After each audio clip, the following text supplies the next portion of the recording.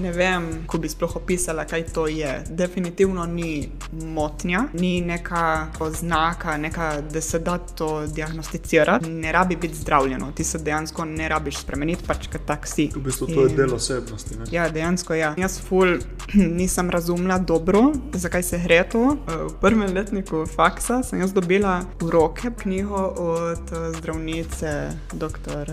Elaine Aron. Ona je tudi občutljiv človek, no to je tako, ta visoka senzibilnost, no, ko je v slovenščini. Highly sensitive people. Ona je to tudi opazila pri sebi in pol je začela to pač raziskovati. In jaz v sodelovanju z nevrologi bilo dokazano, da 15-20% ljudi je bilo bolj občutljivih, so imeli bolj odziv, se pravi, so prejeli več informacij iz okolja, jih več cajta procesirali in se zato tudi bolj utrudili, rabili več cajta, da se v bistvu odpočijejo, da si povrnejo nazaj pač moči in pridejo nazaj v live dobesedno, ne.